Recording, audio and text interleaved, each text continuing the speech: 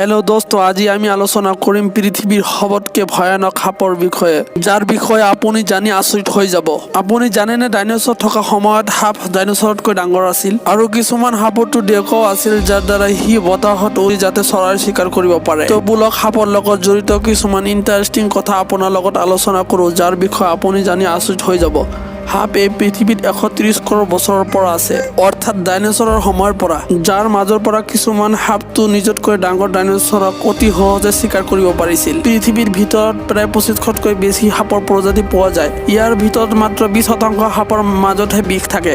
গোটেই পৃথিৱীৰ বছৰি 5 লাখ মানুহ সাপৰ কাৰণে মৃত্যুবৰণ কৰে, যিটো বেলেগ জীৱ জন্তুৰ তুলনাত সাপৰ দ্বাৰাই বেছি মানুহ মৃত্যুবৰণ কৰা দেখা যায়। পৃথিৱীৰ কোনো সাপে নোজোকাকৈ কেতিয়াও কাকো কামুৰি নিদিয়ে। সাপ কামোৰাৰ বেছিভাগ ঘটনা তাৰ ওপৰত ভুলতে ভৰি ৰখাৰ কাৰণে হয়। সাপ কেতিয়াও কোনো বস্তু চবাই নাখায়, গিলিহে খায়। পৃথিৱীৰ যিকোনো সাপ ভেকুলী, চিপকুলি, চৰাই, নিগনি আৰু নিজতকৈ সৰু সাপো খাই পেলায়। আফ্ৰিকাৰ সাপটো সৰু গৰুবিলাকো খাই পেলায়, যাক এনাকোণ্ডা বুলি কোৱা হয়, যিটো বহুত ডাঙৰ আৰু বিশাল আকাৰৰ হৈ থাকে। আফ্ৰিকাত পাই যোৱা সাপৰ ওপৰত বহুত ৰিচাৰ্চ চলি আছে।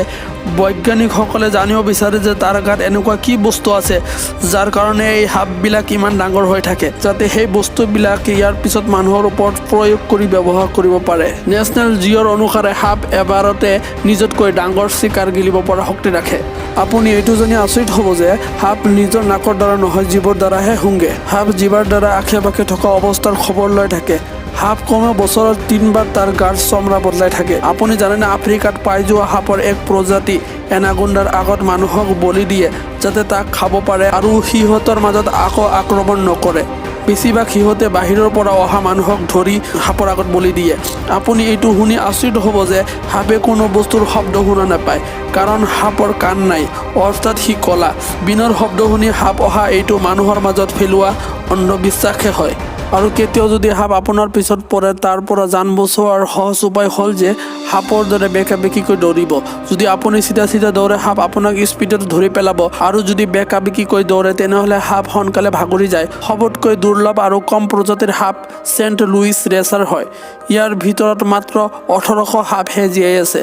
পৃথিৱীৰ 70% সাপ কণী দিয়ে আৰু বাকী 30% সাপ পোৱালি দিয়ে। দোস্ত, আপোনাৰ এইটো জানি কেনেকুৱা লাগিল কমেণ্টত নিশ্চয় জনাব, আৰু এনেধৰণৰ ইণ্টাৰেষ্টিং ভিডিঅ' পাবলৈ আমাৰ চেনেলটো ছাবস্ক্ৰাইব কৰক। ভিডিঅ' চোৱাৰ কাৰণে চবকে ধন্যবাদ। প্লিজ ছাবস্ক্ৰাইব কৰাটো পাহৰি নাযাব।